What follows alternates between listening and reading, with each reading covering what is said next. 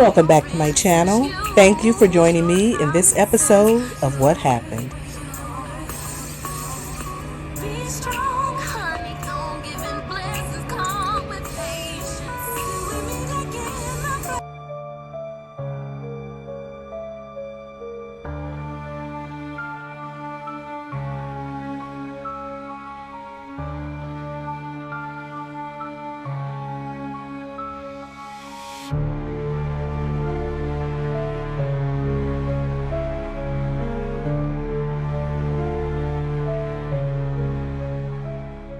Today, we will dive into the unsolved murder of singer Yolanda Rose Brown. Known as LaLa by her family and friends, Yolanda was a rising star in the R&B music scene. Her promising talent and vibrant personality made her a beloved figure among those who knew her personally and professionally.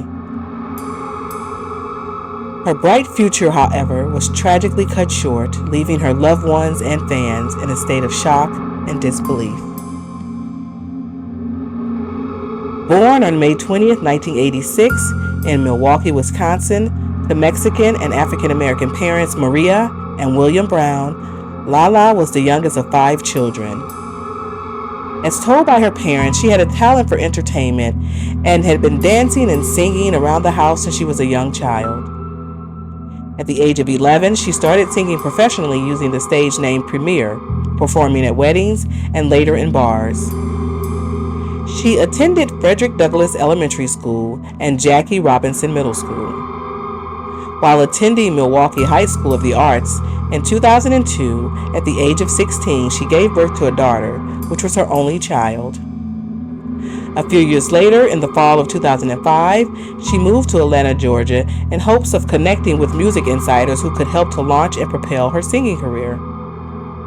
Eventually, she would get her big break when, after a chance meeting with R&B singer Lyfe Jennings at a strip club, was featured on his new song titled SEX.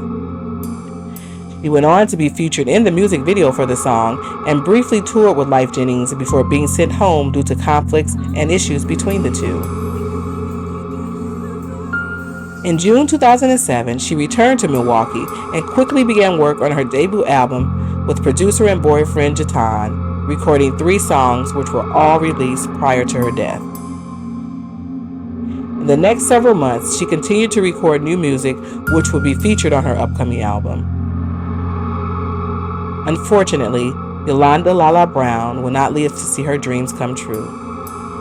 On October 19, 2007, while in their Loud Enough Productions recording studio at home, the couple were shot at close range, killing them both. It is reported that they may have known the perpetrator since there were no signs of forced entry. In the days prior to the murders, LaLa had received threats and was looking forward to moving into another home away from the studio, which had already been burglarized with thousands of dollars worth of recording equipment stolen. On the night of the murder, both had been dropped off after having dinner with LaLa's family. And then several days after being unable to reach the couple, the family became concerned and attempted to gain access to the studio by contacting the building manager.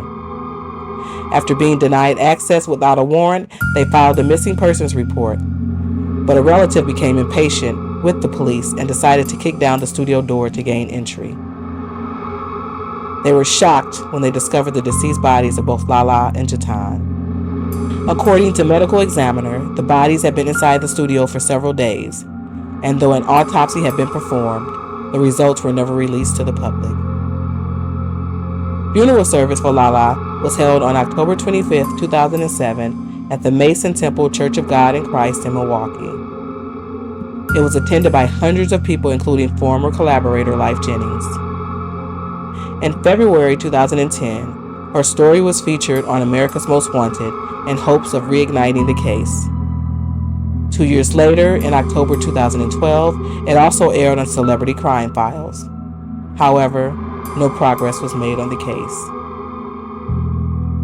In 2017, it was reported that police had a suspect who at the time was incarcerated for another crime, but there was never enough evidence to charge him with the murders.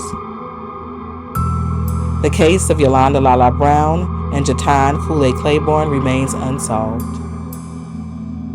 Despite the tragedy of her untimely death, The legacy of LaLa endures through her music and the memories she created with those who knew her. The investigation into the murders has been challenging, with few leads and an abundance of questions.